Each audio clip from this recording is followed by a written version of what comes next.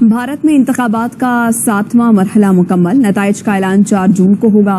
भारत में लोकसभा इंतखाबात के आखिरी मरहले में एग्जिट पोल के मुताबिक 543 में से 275 नशिस्तों पर हुक्मरान इत्तेहाद आगे है। भारतीय मीडिया के मुताबिक मोदी की जमात बीजेपी इत्तेहाद को 75 नशिस्तों पर बरतरी हासिल है, जबकि ऑपोजिशन इत्तेहाद को 34 नशिस्तों पर बरतरी हासिल है। भारतीय मीडिया के मुताबिक बीजेपी और इत्तेहादियों को 543 में से 350 सीटें मिलने की तवक्को है। ऑपोजिशन इत्तेहाद 120 सीटों पर कामयाबी हासिल कर सकेगी। सादा अक्सरियत के लिए 272 नशिस्तें दरकार हैं। और जो खबरें हैं, जो इस वक्त खबरें हम तक पहुंच रही हैं, उससे ऐसा लगता है कि जालिमों मोदी आ रहा है। और भारत का अगला वजीर आजम कौन, फैसले की घड़ी करीब आ गई।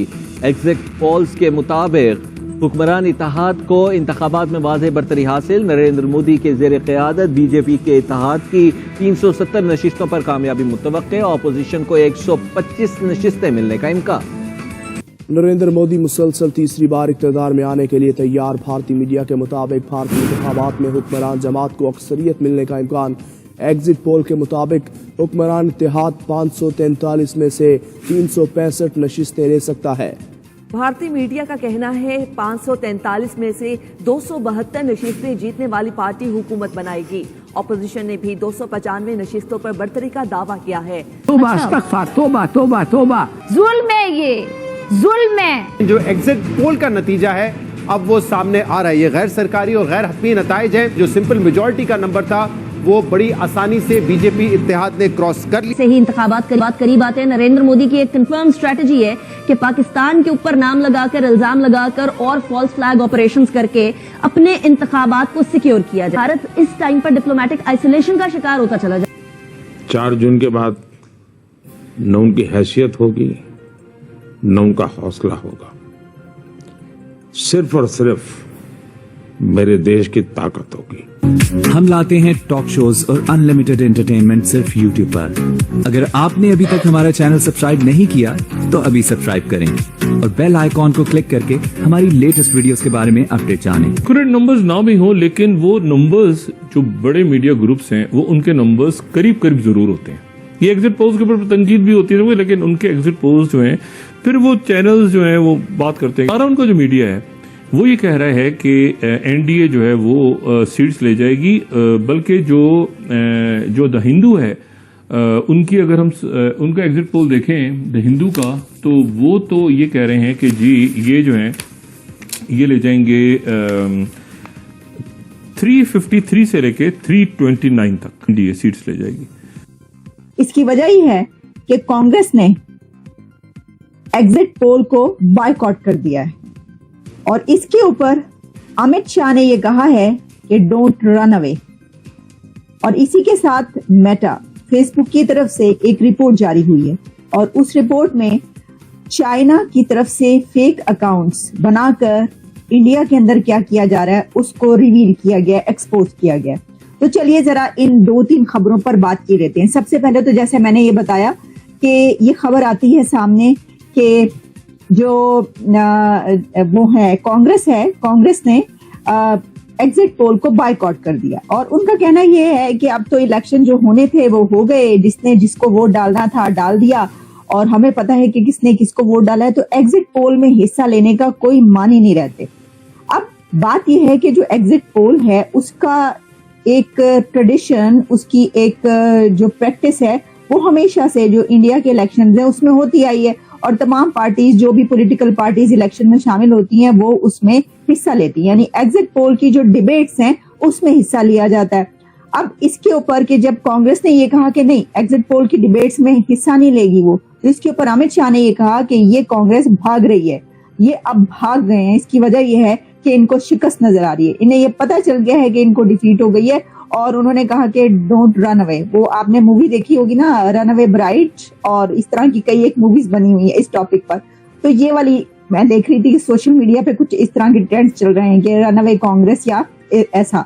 तो एक तरफ जो पवन खेड़ा जो कि कांग्रेस के स्पोक्स पर्सन है, उनकी तरफ से ये कहा गया कि नहीं अब तो इसका कोई वो नहीं रहता, और दूसरी तरफ अमित शाह की तरफ से उनके जवाब में ये कहा गया कि ये जो है ये तो कोई, वैसे उन्होंने ये भी कहा, तनकीद ये भी की कि ये एक हिस्सा होता है। यानी this is part of election, her party जो है इसमें हिस्सा लेती है। तो ये वैसे एक सवाल तो है, एक क्वेश्चन तो है मेरा भी कि अगर इंडिया के इलेक्शंस में जो एग्जिट पोल डिबेट्स हैं उसमें तमाम पॉलिटिकल पार्टीज अपना जो है वो पार्टिसिपेट करती हैं, चाहे कम करें थोड़ा ज्यादा करें जितना भी करें आप, लेकिन बॉयकॉट करने का क्या मकसद है ये? अच्छा, अब सिर्फ यही नहीं, बल्कि मैं ऐसा करती हूँ कि इससे पहले कि मैं आपको ये बताऊं कि एक और जो ये बात की जा रही है कि कांग्रेस का सीक्रेट प्लान क्या है अगले 24 घंटों के अंदर, या क्योंकि ये तो 7th फेज है ना, ये तो लास्ट है। अब अगले आप समझ लीजिए कि 24 घंटों के बाद आपको जो है वो पता चलना शुरू हो जाएगा, और 4 जून तो जाहिर है कि पता चली जाएगा, अनाउंस हो जाएगा। तो उसमें ये जो इस वक्त हैं, मैं आपको ये बता देती हूँ पहले तो कि बात क्या कही गई है, फिर हम जरा थोड़ा सा जो फेज, ये लास्ट फेज है, इसके ऊपर बात कर लेंगे। ये आप सुनिएगा कि जो अमित शाह जी हैं उन्होंने क्या फरमाया। इस पार्टिकल एग्जिट नहीं है कि कांग्रेस पार्टिकल एग्जिट पोल पर डिस्कशन का बहिष्कार कर रही है। कई समय से कांग्रेस पार्टी डिनायल मोड में आ रही है। ये पूरा इलेक्शन एक कैंपेन करते रहे कि हमारा बहुमत आने जा रहा है, बहुमत आने जा रहा है।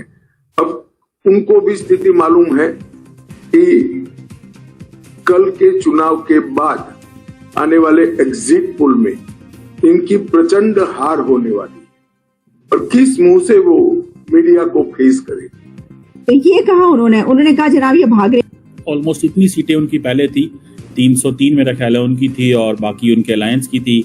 इस तरह जो इंडिया अलायंस है उसी की भी बातें हो रही हैं कि वो भी जो है वो बड़ी सीटें जो हैं वो ले रहा है। अब एक चीज तो बड़ी क्लियर होगी कि एनडीए की विक्ट्री नजर आ रही है। एनडीए इज ऑल क्लियर कि वो जीत रहा है, और जबकि जो एग्जिट पोल्स हैं, जिसको अगर आप देखें एग्जिट पोल्स ऑलमोस्ट उनका रिजल्ट जो बताया जाता है वो ठीक होता है, कहा जाता है कि 90% वो ठीक ही होते हैं। और इससे भी बड़ी मजे की बात यह है कि सुनने में आ रहा है कि पीएम मोदी जो हैं उन्होंने जो अपनी अपना जो ट्विटर हैंडल है उसके ऊपर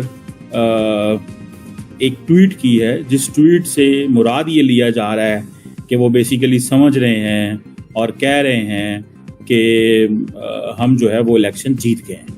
पहली बात तो ये है कि वो जारी बात है इंडिया के जो इलेक्शन कमीशन है, इलेक्शन कमीशन ऑफ इंडिया, उसको कह रहे हैं कि आपने बड़ी कामयाब फेयर इलेक्टोरल प्रोसेस करवाया है, आपका जो डेडिकेशन थी वो बड़ी अच्छी थी, प्लानिंग बड़ी अच्छी थी, हमारी इंडिया की जो डेमोक्रेसी की जो इंटेग्रिटी है वो बहुत ज़बरदस्त रही है, इंडिया की डेमोक्रेसी की को बड़े अच्छे तरीके से इलेक्शन कमीशन ने किया है, इलेक्टोरल प्रोसेस बड़ा साफ सुथरा था।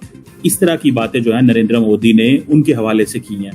और इसी तरह जो सिक्योरिटी फोर्सेस को भी नरेंद्र मोदी ने जो है वो कहा है कि उन्होंने जो अनप्रेसिडेंटेड अनवेवरिंग जो एक ख्याल रखा सारे इलेक्शन प्रोसेस के अंदर, और सुनने में आया है कि शायद गर्मी की वजह से 10-12 लोगों की जानें भी इस हवाले से गई हैं।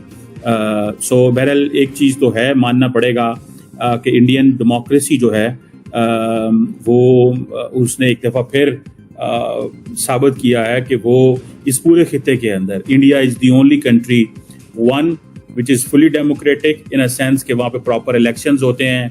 सेकंड चीज़, उनके इलेक्शन कमीशन के ऊपर या उनके कम से कम इलेक्शनिंग प्रोसेस के ऊपर कोई क्वेश्चन मार्क नहीं लगाता। तीसरी अहम चीज़ ये है कि अगर एक पार्टी जीती है तो दूसरी पार्टी टाँ टू नहीं करती, जिस तरह हमारे यहाँ पे होता है कि एक पार्टी जीती है तो दूसरी पार्टी, और हमें पहले ही पता होता है कि हमारे इलेक्शन कमीशन जो है वो क्या करेगा और क्या नहीं करेगा। सो इंडियन डेमोक्रेसी और इंडियन इलेक्शंस में ये चीज़ें जो है इंडिया को चाहती हैं, उनको ये है। और हमारे पास ये है कि थोड़ा सा जमहूरियत हचकोले खाती रहती है, जमहूरियत ऊपर नीचे रहती है, तो हम तो फ्रेंकली स्पीकिंग ये किसी को कह भी नहीं सकते कि आपकी जो